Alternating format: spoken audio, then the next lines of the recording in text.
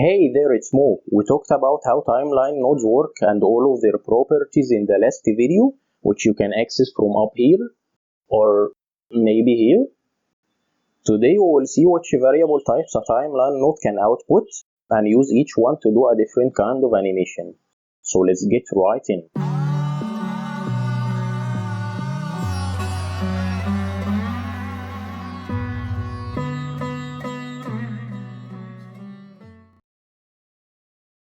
This looks kinda cool, doesn't it? Like it is breathing.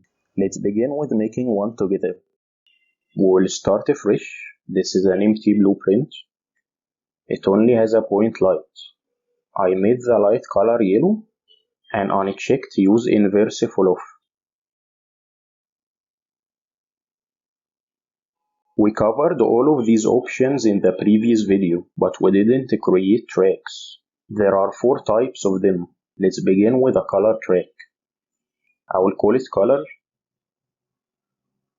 It gives us this color variable which we will use to change the color of the light.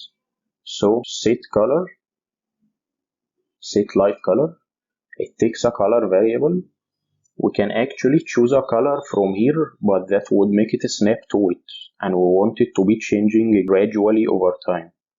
The curves for color tracks are hidden, but you can view them by choosing Show Curves. Basically, any color that you see on a screen consists of 4 values: red, green, blue, and alpha. The alpha is how transparent your color is. You can see it's at 1 and that makes it fully visible. But to make it fully transparent, you can set it to 0. Anything above 1 would be considered 1, and anything below 0 would be considered 0. We can add keyframes for all of the curves together by holding Shift and left click on this bar. This one is for the red, green, and blue curves, and this one for the alpha. To set the time, right click it, and you can also move this one if you want. So, we wanted the light to go from its yellow color to red and back to yellow. To get its current color, select the point light. We can copy its hex. Then double click this one and paste it.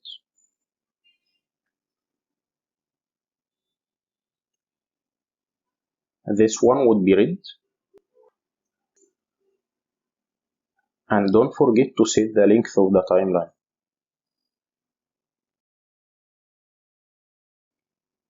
Now let's see how we did it.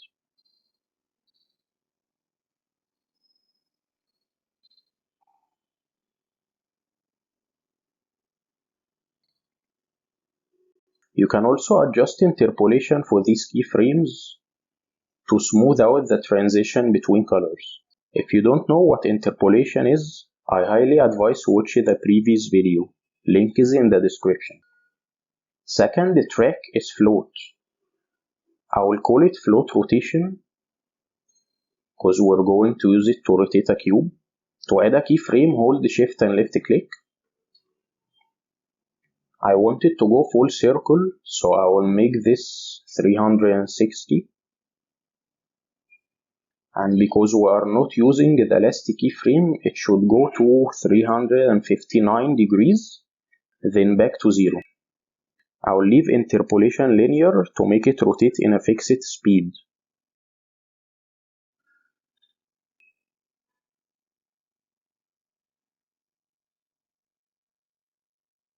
Set relative rotation. This takes a rotator variable, and we have a float variable over here. But if we right click and split, we get a float for each axis. Let's rotate it on the X. And every time it sets the rotation, it's gonna set the Y to 0 and the Z to 0. So make sure they have zeros here too. Here we go. You can use this to make a door open, for example.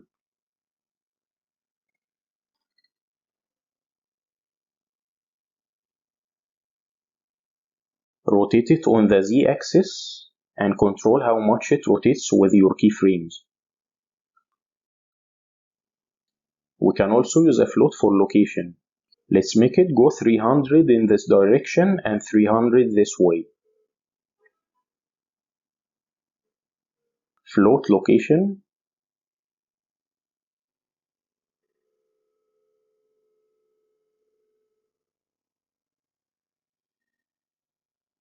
The length is 2 seconds, so in half a second I want it to be 300.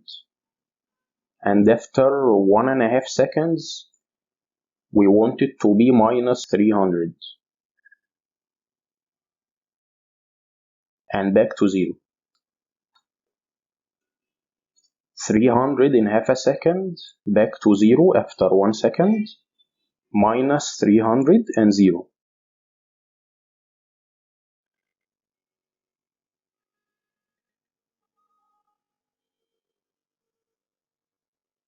Set relative location.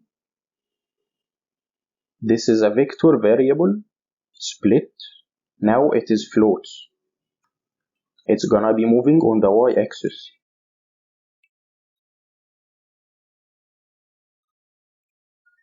Let's get rid of this slide.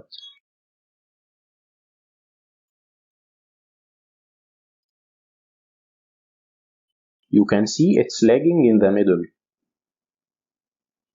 It's lagging when the timeline ends and tries to start a new loop.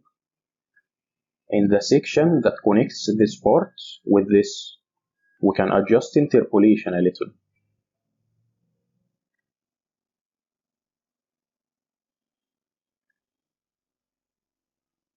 That's more like it. It's currently moving on one axis, but what if we wanted to move on all of the axes at the same time? This is a top view. Let's say you wanted to go from here diagonally to here, while moving up at the same time. You can do this using 3 float tracks by hooking each one to an axis and syncing keyframes in all of them, but there is an easier way to do it. Let's recombine these, so it's a vector, and make a vector track.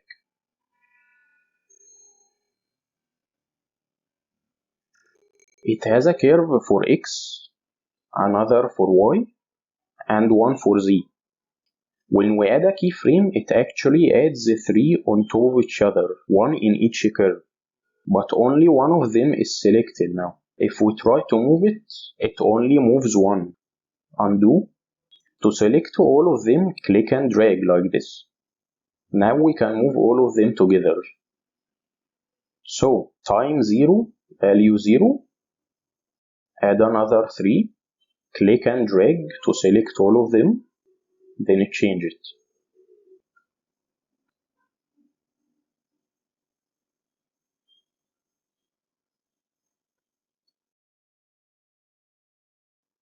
And don't forget to hook it. See? It's moving diagonally now. And for the finale, let's spawn an explosion effect every time the cube is down here at the 0 values or up here at the 300 values. To do this, we need an event that fires at this second in the timeline and also at this second. There is a special track for this called the event track. It gives us an execution pin. So I will add a keyframe at the 0 second mark and at the 1 second. Keyframe value doesn't matter because it only uses time to fire the event. We don't even have a curve here. Spawn emitter at location, also known as a particle effect. It needs a world location. Actually, if you read here, it says location to place the effect in world space. So we will use the cube's world location. Get world location, hook it here, and we need to specify an emitter. We're going to use the explosion effect that comes with the starter content. So the spin will fire, it will spawn an emitter at the cube's world location in that moment, and the emitter we want is an explosion.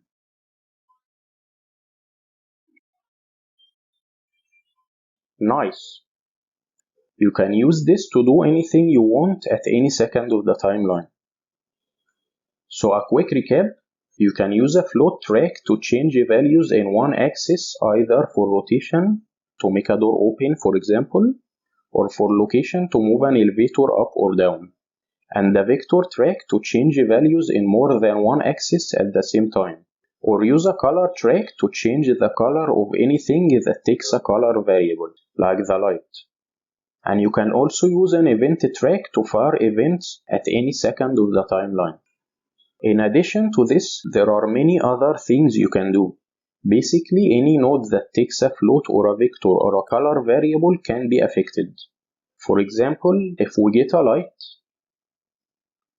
set intensity, this one uses a float. We can use it to make the light flicker. I will disable inverse fall off to see the light better.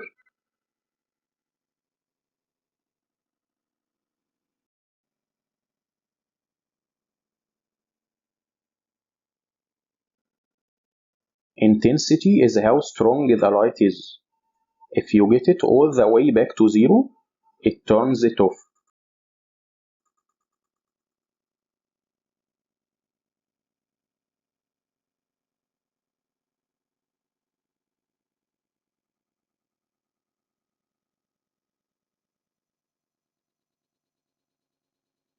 To make it flicker, we want it to go from 0 intensity to a high value in, let's say, 0.1 of a second, and back to 0. And we need constant interpolation for this. Basically, the light would be off for 0.1 of a second, then turns on for another 0.1, then off again and repeat.